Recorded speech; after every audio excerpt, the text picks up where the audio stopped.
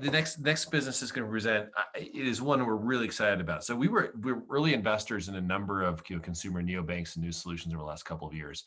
And what we've seen is just incredible growth in the sector, and really high engagement kind of across the board. And so whenever we see kind of a new approach here that either has a really interesting use case or is targeting a deeply underserved demographic, we're particularly excited to participate and get to know the team.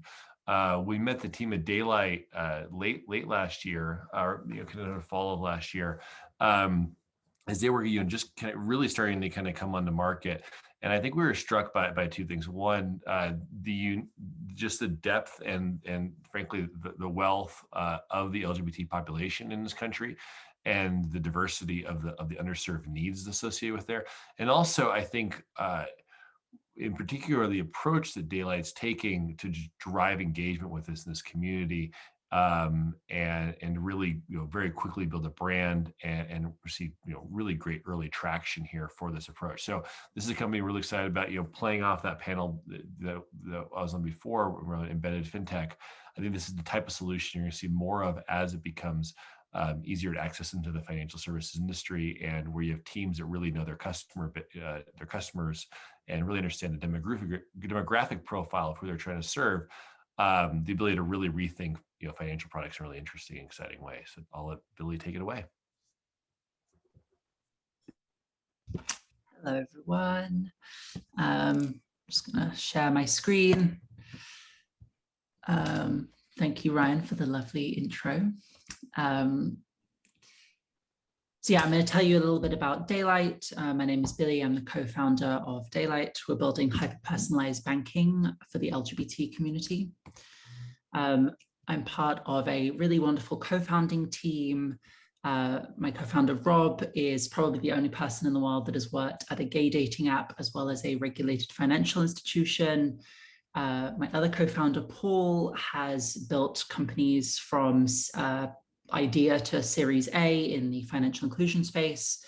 And my background comes from the early stage fintech space at companies like Anthemis and Techstars, as well as building my own startup for the LGBT community previously.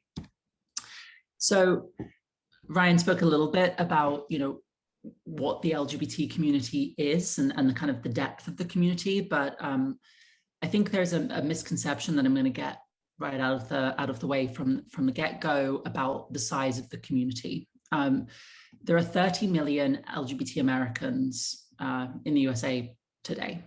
We have a huge spending power. Globally, we would be the 5th largest economy. As it stands, we have $1 trillion in spending power. So there are more LGBT Americans than there are Australians in Australia. And it's also a growing demographic. So an estimated 35% of Generation Z identify as queer. This number is growing because of social changes and greater legislation and protections that we have. What is really interesting about the LGBT consumer segment is that we have really unique financial needs that no one is building for currently. So as I said before, there's a ton of us, we have a lot of spending power, but we're really poorly supported by existing financial services. Incumbent banks are, too slow to change. We get recognition in the month of June for Pride Month, and the rest of the time we're pretty much ignored. I also think another interesting misconception about the LGBT community is that we are a monolithic group. My experiences as a trans woman is completely different to Rob's experiences as a gay man. And, there are a lot of letters in the acronym, and all of us have different needs, different life goals, really under this kind of umbrella of oppression. So we are building the first and only digital banking platform in the US, specifically designed for the LGBT community by the LGBT community. And the reason this is important is we are in a position to build something for the LGBT community because we have lived these problems before and acutely. So we are best positioned to solve for these problems. And it's also really important to us to build alongside the community and take the community along with us as we're building. So what is it? Well, we have started with a neobanking product that kind of gives you a lot of the kind of core neobanking features, transactions, goals, adding money, and that kind of thing. But we've also launched with a keystone feature that allows trans and non-binary customers to order a card in their preferred name, faster, cheaper, and simpler than any other solution out there on the market.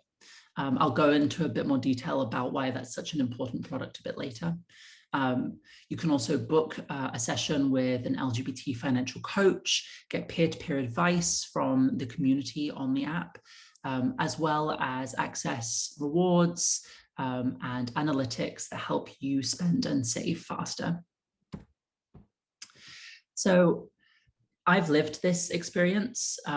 Updating my name and my gender markers legally in the US took 20 hours. It cost me hundreds of dollars. It outed me throughout the entire process.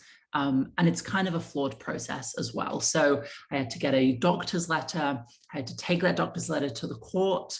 I had to go to court 3 different times to get a court order. And then to update my banking products, I had to get that court order notarized, which outed me as trans. And then I had to take that notarized document to a bank teller in person to get a debit card with my name on it. But I still have to log in every day to Capital One with my dead name, because my username is based on the name that I used when I created the account at the time. I still get emails every month from their credit scoring product, which does not allow me to update my name. And it just dead names me in the subject every month. And this is really an experience that is an emotional one as well as a safety one, and it's just not good enough as well. So what we have built is an experience for trans and non-binary customers that requires no work, no money, you're never outed as trans, and the process and the solution is reflected across the entire system end to end. So you sign up, you do have to put your legal name in to pass KYC, but that is the only time you have to see your dead name. From then on, your chosen name that you choose can be updated through the app. You can issue a card in that name.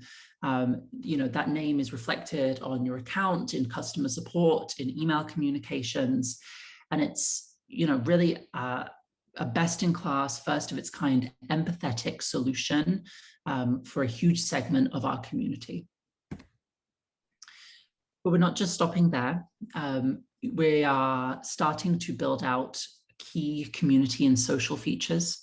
Something that I'm super excited about is the ability to share your savings goals with members of the community and eventually to fundraise as well. GoFundMe is the largest funder of transition-related surgeries in the US. And so, as a community, we are crowdsourcing a lot of these costs. And so to be able to take that experience, bring it into your banking product, and also, have reduced fees, have, natural distribution to the rest of your community is so exciting to me. It's also important to, encourage the community to save better, to, improve their spending habits. And so we'll be rolling out different goals and challenges that members can take part in and receive support from their community. And really, the other parts of this are around things that we see in the LGBT community that we're inspired by. We have a very long history of mutual aid and support. A lot of the processes associated with being LGBT are very confusing as well as being very expensive. And so being able to ask for advice, to be able to share your experiences and receive support in the app is huge. So we launched in December with our closed alpha. And in Q1 of this year, we expanded to our closed beta for daylight savings time, which was on March 14th. And was a huge, social media campaign getting LGBT people to share videos about what they're saving for and to really start this conversation around their finances. This quarter, we're building out our DDA checking account, membership fee, peer-to-peer payments, public goals, some of the things I mentioned before. And then in Q3, we're coming out of beta and launching publicly. We'll have our cashback with queer businesses program in place, and then it's growth time. And Q4 will look at expanding out our proposition to things like parenting for surrogacy loans. Surrogacy can cost up to $120,000 for an LGBT couple. So there's a huge, financial need there to access something like having children, as well as travel deals, because hopefully the country will have opened up by then. In terms of business model, interchange is a useful core, but it's not everything. I think that especially in this pandemic, we've seen a lot of neobanks fall prey to just being reliant on interchange. So we're also going to be charging a membership fee to get access to all of the advice and financial education and rewards that we have on our app. As we expand out our platform of LGBT-focused financial services, we'll be making affiliate fees and underwriting fees and that kind of thing, and really expanding out beyond finance. So looking at travel, entertainment, healthcare. There are a ton of costs all across these various verticals. So like I said, we did launch in December, and really so far it has been overwhelmingly positive. We have a really close connection with our customers, and they feel comfortable sharing parts of their lives to us that I don't think they would share with any other bank. Alex is a queer woman who was one of our very first users on the alpha.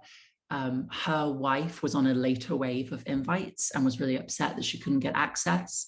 And so Alex actually used the chosen name feature to issue a card in her wife's name so that she could get early access to using the app.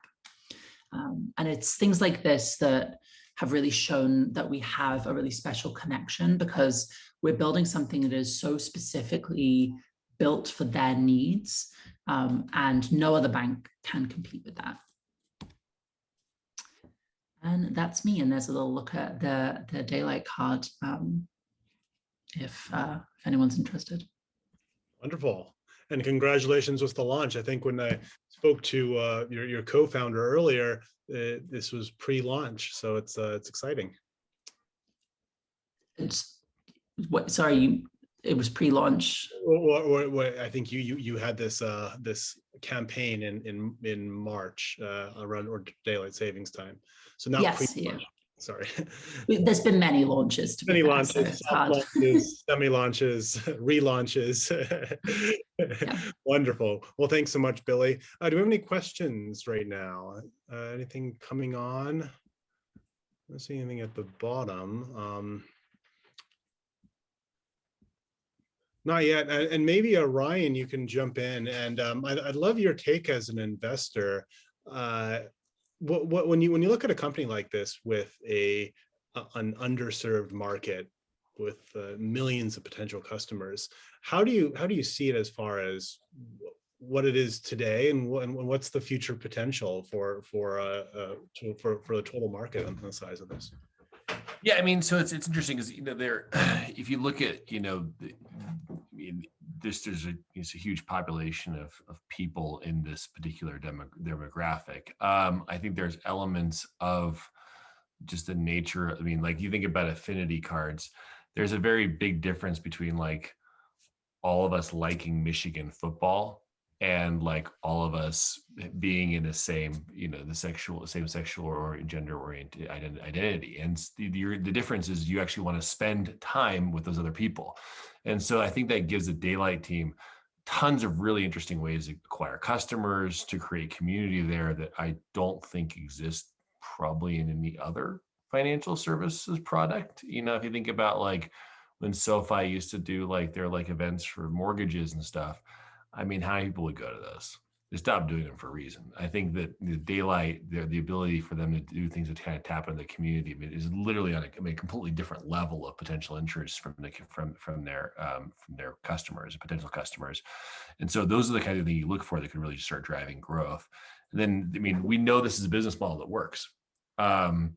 Our most successful, certainly the most valuable investment I've made is a company called Dave.com, which helps people avoid overdraft fees. And their tagline was the overdraft fees suck. And they went from being a seed stage company to being worth billions of dollars in about 18 months, just because there's so much resonance for that use case and for that message. And I think there's a lot of that same DNA here. Yeah, absolutely. And we got a question here from Larry, Billie. Is this launched just in the US or globally? Just the US for now. You know, LGBT people are everywhere. That's why we are called Daylight, because we're everywhere the sun shines. So eventually, you know, we'll be looking to expand into other countries. And I think, you know, from a legislative process, every country has kind of unique needs and unique parts of the community. But I think there's a need for us everywhere. Absolutely. Great. Any final questions for Billie before I release everyone for a quick little break? Well, if not, you all have my information, and Billie, I have your information. So if anyone needs to get in touch with Daylight, let me know and I'll put you in touch, or you can reach out to them directly. Sure. And next week we actually have, or in 2 weeks, we have a drag queen teaching everyone about taxes. If anyone wants to come to that, you should look at our social media, just as an example of what Ryan was talking about. Sounds great. All right. Well, Billie. Thanks, guys.